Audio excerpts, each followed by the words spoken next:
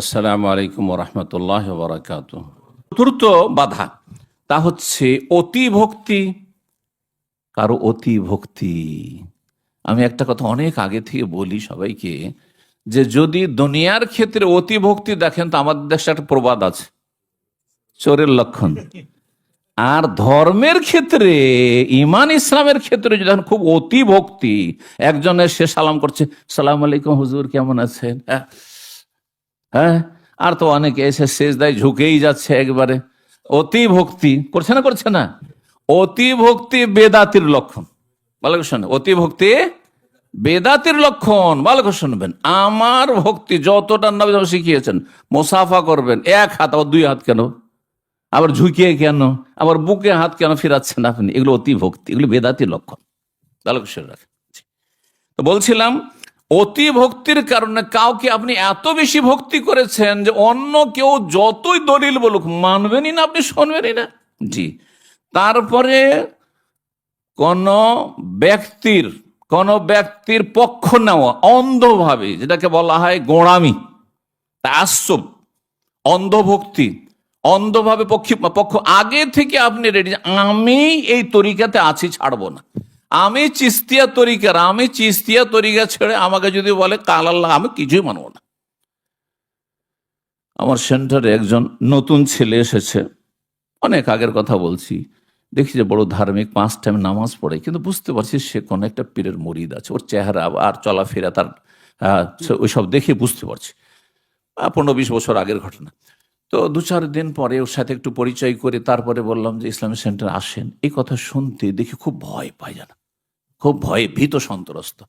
তারপরেও তার সাথে একটু ফিরে হওয়ার চেষ্টা করলাম। তারপরে তাকে কয়েকদিন কথা বলার পর একদিন বলছে যে শেখ, আমি হচ্ছে অমুক পীরের মুরিদ, তো আমার জন্য কি ইসলামিক সেন্টারে যে শিক্ষা নেওয়া জায়েজ হবে? বুঝতে পারছেন? তার ওরা শিখিয়েছে যে এই যে তরিকা ধরেছে, আমার তরিকা না, অন্য কোনো তরিকা যাবে না। আর ইসলামে কয় তরিকা আছে? ইসলামের তরিকা একটা না দুটা? হ্যাঁ, একটা না? তো একটি তরিকা, সেটা মোহাম্মদী তরিকা, যেই তরিকা দিয়ে আপনাকে আমাকে সবকে দাফন বিসমিল্লাহ ওয়া আলা মিল্লাতে রাসূলিল্লাহ। মিল্লত মানে তরিকা, বুঝা গেছে না? আর এই মিল্লত সম্পর্কে জিজ্ঞাসা করা হবে, মা দিন ওকা, তোমার দিন সম্পর্কে কোন জায়গায় আছে জিজ্ঞাসা করা হবে। মরণ থেকে শুরু করে, কবর থেকে শুরু করে একবার জান্নাত যাওয়া পর্যন্ত, যে তুমি চিস্তি ছিলে না মোজাদ্দিদি ছিলে না কাদেরি ছিলে, হ্যাঁ, না নকশবন্দি ছিলে, জিজ্ঞাসা করা হবে। হ্যাঁ, তুমি সরচরমনাই ছিলে না সারসিনা ছিলে না জনপুরি ছিলে, জিজ্ঞেস করা হবে। না আটরসি ছিলে না ভান্ডারি ছিলে, জিজ্ঞেস করা হবে নাকি? আছে কোথাও? তো দেখান। তাহলে বোঝা গেল যে এগুলি হচ্ছে বাতিল। বাতিলকে ত্যাগ করতে হবে এবং সত্যকে গ্রহণ করতে হবে। কখনো কখনো নাম ধরে বলার প্রয়োজন না হইলে বুঝবেন যে হ্যাঁ, আয়াত আর হাদিসই শুনলাম, কিন্তু আমরা সব আপন তরিকাতে ঠিকই আছি। এসব তরিকা নেই আসলে। তরিকা একমাত্র রাসূলুল্লাহ সাল্লাল্লাহু আলাইহি ওয়াসাল্লামের তরিকা, সেই তরিকা তলাশ করতে হবে ইলমের মাধ্যমে, দ্বীনের জ্ঞান অর্জনের মাধ্যমে। সম্মানিত ভাতৃমণ্ডলী, বলছিলাম যে অতি ভক্তি, দেখেন যারা মযহাবী গোঁড়ামি করে, একজন ইমামকে আকাশে উঠিয়ে দিয়েছে, আর বাকি 3 জনের খবর নেওয়ার প্রয়োজন নেই। যদি বলে ইমাম শাফি বলেছেন, ইমাম আবু হানিফা বলেছেন, বা ইমাম মালিক বলেছেন, কোনো পরোয়া নেই, কারণ আমার ইমাম ওরা না।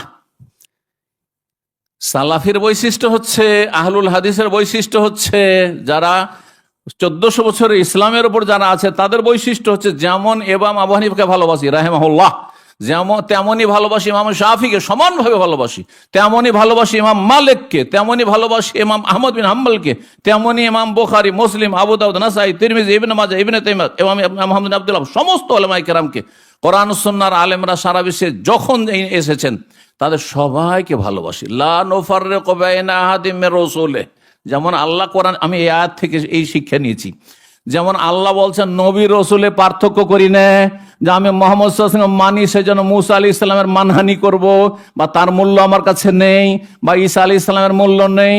আমার কাছে রাসূলুল্লাহ, আব্দুল্লাহ, আল্লাহর শ্রেষ্ঠ বান্দা সেই যুগের ঈসা আলাইহিস সালাম, এই বলে আমি বিশ্বাস করি। যেমন মহব্বত করি রাসূলুল্লাহ মুহাম্মদকে, তেমনই বিশ্বাস করি আমি ঈসা আলাইহিস সালামকে, তিনি আল্লাহ রসুল, তেমনই বিশ্বাস করি মুসা আলাইহিস সালামকে, তেমনই বিশ্বাস করি ইব্রাহিম খলিলুল্লাহ আলাইহিস সালামকে।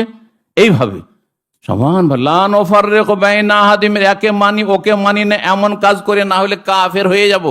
ঠিক তেমনি যারা বলবে যে আমি এই ইমামের মোকাল্লেদ, বাকিদের আমি ওই সব চর্চা করা প্রয়োজন মনে করি না, তারা বিভ্রান্ত পথভ্রষ্ট।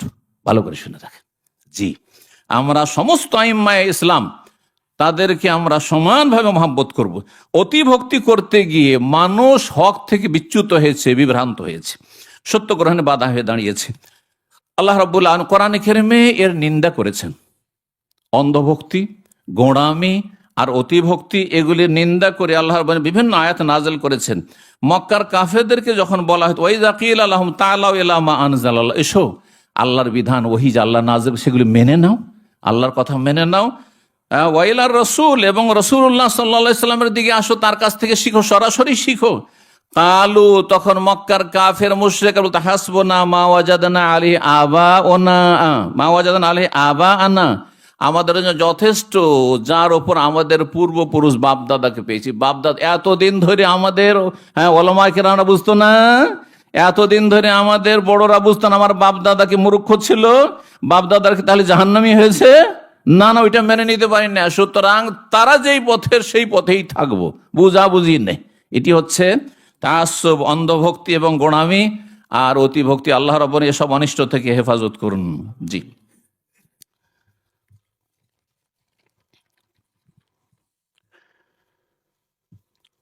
কয়টি বললাম?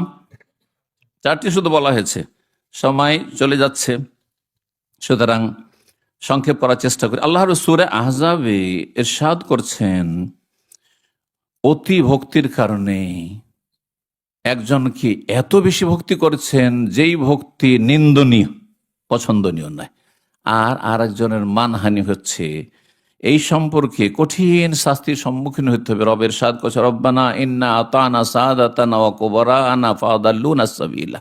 জাহান্নামে যখন জাহান্নামীরা যাবে, যারা অতি ভক্তির কারণে বিভ্রান্ত হয়েছে জান্নাতের রাস্তা থেকে, তাওহীদ সুন্নাত থেকে, শিরক বিদআতে লিপ্ত হয়েছে, তারা জাহান্নামে যখন যাবে তখন তারা বলবে, আল্লাহ রব্বানা ইন্না আতানা সাদাতানা, আল্লাহ আমাদের বড়দেরকে আমরা মেনেছিলাম, ওয়া কুবরানা, বুজরুগানের দিনকে আমরা সম্মান করেছিলাম, তাদেরকে মনে করি তারা নির্ভুল।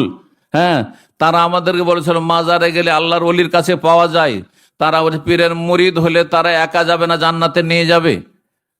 এইসব কথা আমরা মেনেছি। ফাদাল্লুনা সাবিলা, কিন্তু তারা তো আমাদেরকে জান্নাতের রাস্তা থেকে বিভ্রান্ত গোমরাহ করেছে।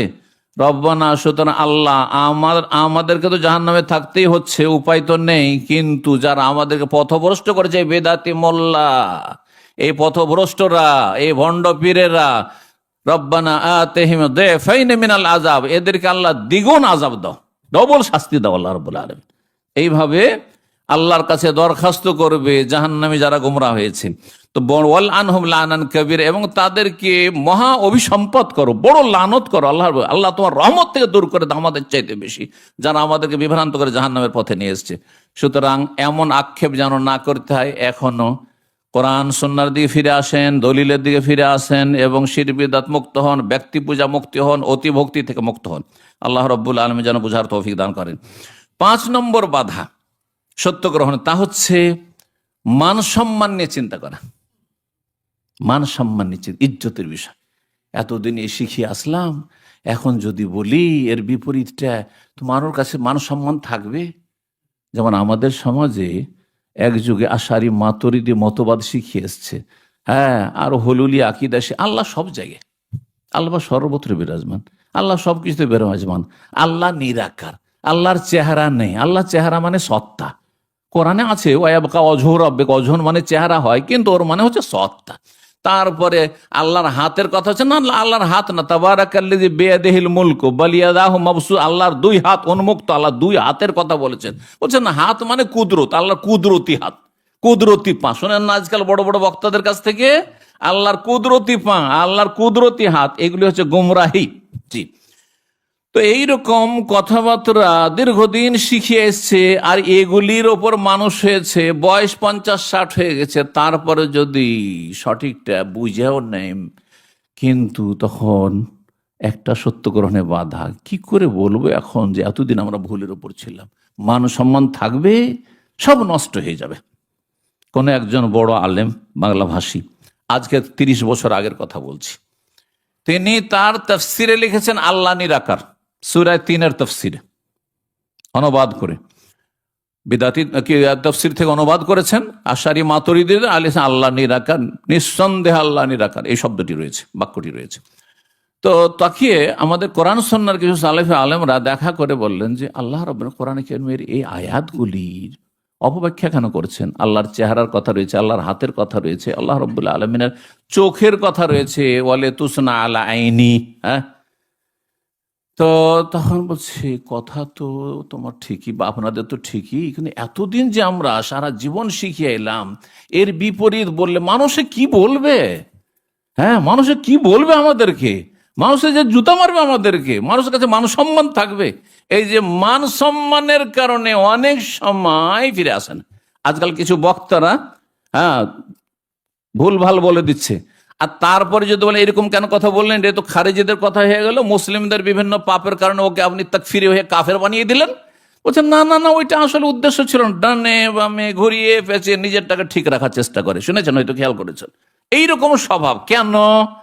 আল্লাহ বলছেন এই রোগ হচ্ছে ইজ্জতের মাসলা, মান সম্মানের ব্যাপার। আল্লাহ বলছেন সূরা বাকারা 206 নম্বর আয়াত, ওয়াইজা কিলা লাহুম ইত্তাকিল্লাহ, ওয়াইজা কিলা লাহু ইত্তাকিল্লাহ, যখন তাকে বলা হয়, একজন বিভ্রান্ত ব্যক্তিকে, নিজে বিভ্রান্ত অথবা অন্য কাউকে বিভ্রান্ত করছে নিজের বিভ্রান্তির সাথে, আল্লাহকে ভয় করো আর সঠিক পথে ফিরে আসো, তো আখাযাতুল ইজ্জাতু বিল ইসমে, ইজ্জতের কারণে মান সম্মান রক্ষা করতে গিয়ে সে গুনার উপরে থেকে যায়, গুনাহ ছাড়তে চায় না। আর একটি উদাহরণ দিই তাহলে আরো ভালো করে বুঝবেন। অনেক বেনামাজি আছে, অনেক বেনামাজি আছে, চলেন ভাই নামাজ পড়ে আসি, যান যান আপনার কাজ করেন, আর বলবেন না আমাকে, যান আপনার কাজ আপনি করেন, আমার কাজ আমি করব। শুনেছেন এরকম? বহু এরকম দেখা যায়। যখন দেখা যায় একজন নামাজি লোক দুর্বল আর বেনামাজিরা সবল, হ্যাঁ, তারাই হচ্ছে সংখ্যাগরিষ্ঠ মেজরিটি, তখন এই ধরনের শয়তানি কথাবার্তা তারা বলে। কেন? কারণ মানুষ সম্মান, আরে তুমি আমাকে পাঠ পড়াইতে এসছো, তুমি আমাকে নামাজের কথা বলতে এসছো, না আর বলবেন আমাকে। এই যে আখাযাতুল ইজ্জাতু বিল ইসম, এই মান সম্মানের জন্য সে জাহান্নামে চলে, ফাহাসবুহু জাহান্নাম, আল্লাহ বলছেন তার জন্য জাহান্নাম যথেষ্ট, তার জন্য জাহান্নাম যথেষ্ট। 7 নম্বর সত্য গ্রহণে বাধা, সেটি হচ্ছে মুনাফিকি। 6 নম্বর না, 6 নম্বর সত্য গ্রহণে বাধা হচ্ছে মুনাফিকি, নিফাক, যার মধ্যে কপটতা আছে, সে সোজা কথা বলতে চায় না। মুনাফিক কে হয়? যে ভীতু, আপনি কথাটা স্পষ্ট বলতে পারছেন না, তখন আপনি কি করছেন, ভিতরে এক আর ওপরে এক, ওপরে আপনার সামনের লোকে খুশি করে দিলেন আর ভিতরে অন্য কথা আপনার ভরা আছে, এর নাম হচ্ছে নেফাক। ভিতরে একরকম আর বাইরে আর একরকম। যেমন মদিনার মুনাফিকরা বলতো যে আপনি আল্লাহ রসুল, আমরা সাক্ষী দিচ্ছি, অথচ অন্তরে সবচেয়ে বেশি তাদের শত্রুতা ছিল। দেখলো যে বাইরে থেকে শত্রুতা করে তো মোহাম্মদ সাল্লাল্লাহু আলাইহি ওয়াসাল্লাম সাহাবীদের কিছু করতে পারবো, মুহাজিরিন আনসারদের ক্ষতি করতে পারবো না, তো ঘরেই ঢুকে শত্রুতা করব, তাহলে বেশি ক্ষতি করতে পারবো। এটাই ছিল উদ্দেশ্য তাদের। এইরকমই একটা ধর্ম আছে তাকিয়ার ধর্ম। হ্যাঁ, একদল হ্যাঁ পথভ্রষ্টদের একটি তাকিয়ার ধর্ম আছে, মানে আপনার বিপরীত আকীদায় যারা, তাদের সামনে আপনি সমস্ত মিথ্যা বলতে পারেন, তাদের কাছে নাকি মিথ্যা বলা সওয়াবের কাজ। তাকে মানে মিথ্যা বলা সওয়াবের কাজ। আমি নাম বলতে চাইছি না, কিন্তু এমনও মুসলিম, কথিত মুসলিম আছে যারা মিথ্যা বলাকে নেকির কাজ মনে করে, হ্যাঁ, অন্যকে ধোঁকা দেওয়ার জন্য, প্রতারিত করার জন্য এবং অন্যের ক্ষতি করার জন্য। এটি হচ্ছে তাকিয়ার ধর্ম। এই তাকিয়ার ধর্মে হ্যাঁ হ্যাঁ হ্যাঁ আপনাদের সাথে আমাদের সব একতা ঘোষণা করছি, আর আপনাদের সাথে আমাদের কোনো দ্বিমত নেই, আপনারা যা বলছেন তা নিচ্ছি, কিন্তু যখন তাদের আপনজনের কাছে যায় তখন বলছে না, এদের কথা বাদ দাও, হ্যাঁ এদেরকে আমাদের স্বার্থের জন্য যাতে আমরা তাদের সাপোর্টটা পেয়ে যাই, হ্যাঁ তাদের সমর্থনটা পেয়ে যাই, সেই জন্যই করছি। জি, তো এই হচ্ছে নেফাক বা তাকিয়া। মুনাফিকি যদি থাকে তাহলে এটি বড় বাধা। মুনাফিক একজন হেদায়েত হয় না, ক্লিয়ার লোক হেদায়েত হয় হ্যাঁ না হয় না। না করলেন আপনি হককে, তো আপনি কাফের হয়ে গেলেন, আর হ্যাঁ করলেন তো আপনি জান্নাতের রাস্তা, মুমিন মুসলিম হয়ে জান্নাতের রাস্তা ধরে নিলেন। আর ভিতরে নাপাকি ভরা আছে, আর ভিতরে অবিশ্বাস কুফরি ভরা আছে, আর ওপরে বলছেন হ্যাঁ, এই লোক কখনো হেদায়েত হবে না, কারণ সুবিধা সন্ধানী, সুযোগের সন্ধানী, যার ফলে মুনাফিকির কারণে মানুষ কি হয়, হক থেকে বিচ্যুত হয়ে যায়। রব্বুল আলামিন কোরআনে কারিমে সূরা নিসার আয়াত নম্বর 61 ইরশাদ করেছেন, ওয়াইদা কিলা লাহুম তাআলাউ ইলা মা আনজালাল্লাহ, যখন তাদেরকে বলা হয়েছিল যে আসো আল্লাহর বিধান যা নাজেল করেছেন সেটা মেনে নাও, ওয়াইলার রাসূল, রাসূলের কাছে তোমরা বিচার ফয়সালা নাও, মুনাফিকদেরকে বলা হয়েছে রাআইতাল মুনাফিকিনা, হে নবী তখন তুমি তাদেরকে দেখবে মুনাফিকদেরকে, ইয়াসুদ্দুন আনকা সুদুদা, তোমার থেকে তারা, আর নবী হচ্ছেন হক, নবীর কথা হচ্ছে হক, নবী থেকে তারা কি হয়ে যাবে, বাধাগ্রস্ত হবে, মানে নবীর কথা নেবে না, সাদরে গ্রহণ করবে না। ইয়াসুদ্দুন আনকা সুদুদা। 7 নম্বর সত্য গ্রহণে বাধা, সেটি হচ্ছে রাগ। মানুষ যদি খুব বেশি রেগে যায় তো নিজের ব্যালেন্স ঠিক রাখতে পারে না, যার ফলে সে হিতাহিত জ্ঞান হারিয়ে ফেলে, অথবা রাগের কারণে সে নিজেকে স্বাভাবিক অবস্থায় রাখতে পারে না। যখন স্বাভাবিক অবস্থায় রাখতে পারে না তখন সত্য গ্রহণে বাধা হয়ে যায়, সত্য গ্রহণে বাধা হয়ে যায়। এই মর্মে একটি হাদিস শোনায়, এতক্ষণ তো আয়াতি শোনাইলাম, একটি হাদিস শোনাই। সহিহ বুখারীতে হাদিসটি রয়েছে, নবী সাল্লাল্লাহু আলাইহি সাল্লামের সামনে 2 জন ব্যক্তি ঝগড়া শুরু করেছে। তাহলে সাহাবাদের মধ্যে মাঝে মধ্যে কখনো তর্ক ঝগড়া হইতো, কিন্তু সীমিত আকারে, 1-2টা ঘটনা কখনো হইতো। ইস্তাব্বা রাজুলান ইনদান নবী সাল্লাল্লাহু, নবী সাল্লাল্লাহু আলাইহি ওয়াসাল্লামের সামনে 2 জন এক অপরকে গালাগালি শুরু করেছে। ওয়া নাহনু ইনদাহু জুলুসুন, সাহাবায়ে কেরামগণ বলছেন, বর্ণনাকারী, যে আমরা নবী সাল্লাল্লাহু আলাইহি ওয়াসাল্লামের মজলিসে সে সময় বসে আছি। ওয়া আহাদুহুমা ইয়াসুব্বু সাহিব, একজন আরেকজনকে গালমন্দ করছে, মুগযিবান, বড়ই রাগান্বিত হয়ে রেগে, ওয়াকাদ ইহমাররা ওয়াজহু, রাগের চোটে তার চেহারা একবারে লাল হয়ে গেছে, রেগে লাল হয়ে গেছে। ফাকালান নবী সাল্লাল্লাহু আলাইহি ওয়াসাল্লাম, তখন নবী সাল্লাল্লাহু আলাইহি ওয়াসাল্লাম চিকিৎসা বলছেন, রাগের চিকিৎসা, আমার একটা লেকচার আছে রাগের চিকিৎসা, রাগকে কেমন করে আপনি ঠান্ডা করবেন। জি, তো নবী সাল্লাল্লাহু আলাইহি ওয়াসাল্লাম তখন বলেন, ইন্নী লা আ'লামু কালিমাতান লাউ ক্বালাহা, আমি একটা শুধু ওয়ার্ড, বাক্য জানি, যদি এই কথাটি এই লোকেরা যে বেশি রেগে গেছে একজন আরেকজনের ওপর যদি বলে নেয়, লা যাহাবা আনহু মা ইয়াজিদু, তাহলে এক্ষুনি তার এই রাগ ঠান্ডা হয়ে যাবে এবং রাগ দূর হয়ে যাবে। আর এই রাগের প্রতিক্রিয়া দেখাবে না। কি সেটি?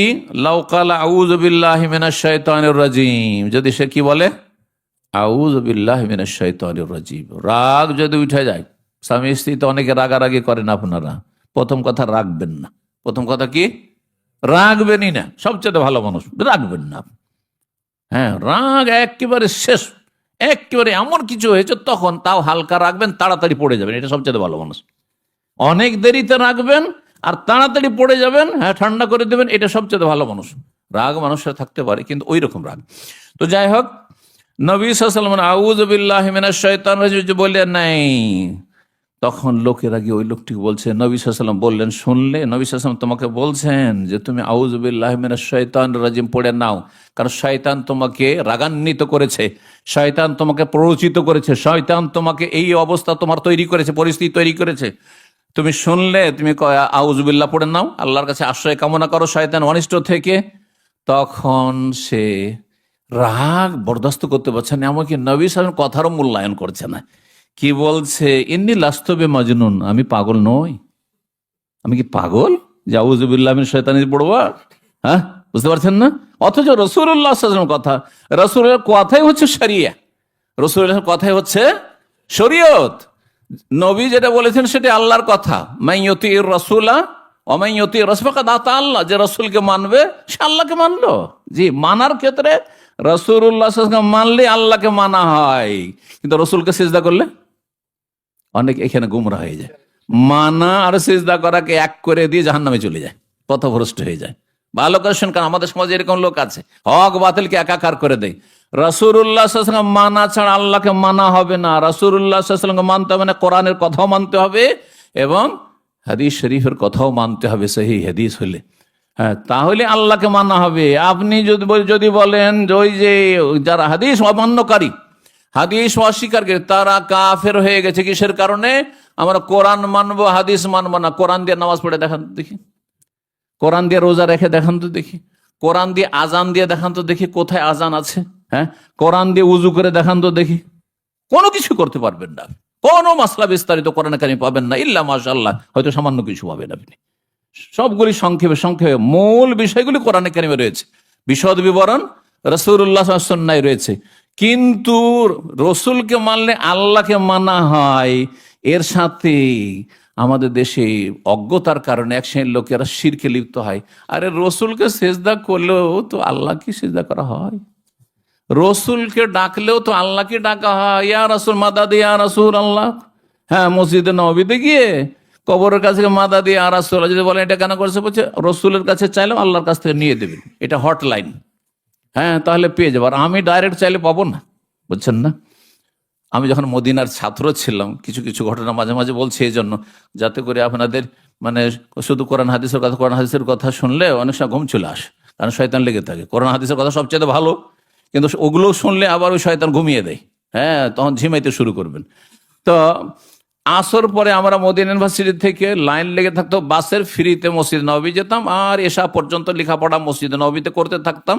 আর এশা যেমন হলো, এসব পড়া হলো, তখন আবার বাস লেগে আছে চলে আসতাম। আলহামদুলিল্লাহ, এই নিয়ামত মদিনা ইউনিভার্সিটিতে মদিনার ছাত্রদের জন্য রয়েছে, এখনো বহাল আছে। তো বাবুস সালাম দিয়ে ঢুকতে যাচ্ছি, আর একজন ইজিপশিয়ান, কিন্তু সে অজ্ঞ জাহেল, তৌহিদ সুন্নতের জ্ঞান নেই। সেখানেও মাজার পূজা, সেখানে পুরুষের মাজার শুধু নেই, মহিলারও মাজার আছে। বাংলাদেশে মহিলার মাজার হয়তো নেই, তাই না, কিন্তু ভুয়া মাজার আছে। কোন মৃতদেহ নেই, হয়তো লাশই নেই, এমনি ভুয়া মাজার আছে, মেলা আছে। জি, ভারত, বাংলাদেশ, পাকিস্তান জাল মাজার মেলা আছে। তো সৈয়দা জাইনাবের মাজার, হ্যাঁ, সৈয়দ বদউইর মাজার। তো সেই ব্যক্তি রাসূলুল্লাহ সাল্লাল্লাহু আলাইহি ওয়াসাল্লামকে সালাম করে সেখান থেকে বেরোচ্ছে, তার আগে কত যে শিরিক বলেছে, বাবু সালাম দিয়ে আবার বেরোচ্ছে। তো বলছে মাদাদ ইয়া রাসূলুল্লাহ, মাদাদ ইয়া রাসূলুল্লাহ, মাদাদ ইয়া রাসূলুল্লাহ, পাগলের মতো চিৎকার করছে আর বলছে।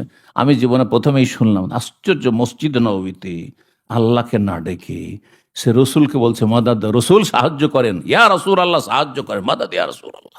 কত বড় শিরক, চিন্তা করুন তো দেখি।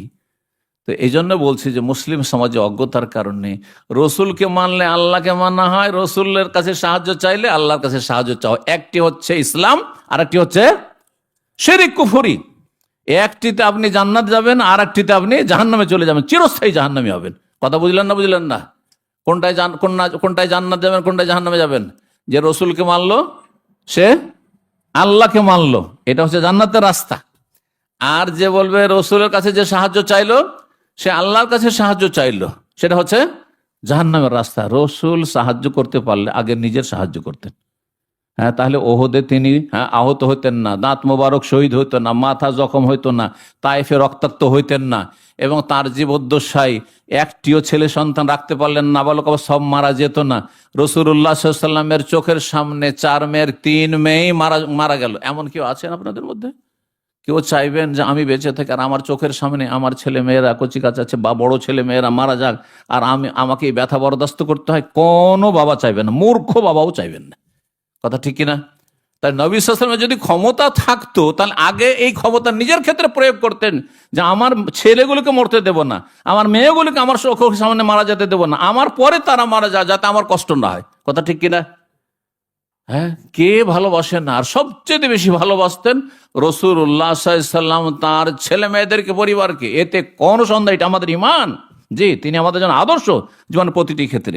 সম্মানিত ভাতৃমণ্ডলী, কথা না বাড়িয়ে এই ব্যক্তি কি করলো, রাগকে বরদাস্ত করতে না পেরে নবীর মানহানি করে বলল, আমি কি পাগল যে আউযুবিল্লাহি মিনাশ শাইতানির রাজিম পড়বো? এর রাগের কারণে সত্য গ্রহণে বাধাগ্রস্ত।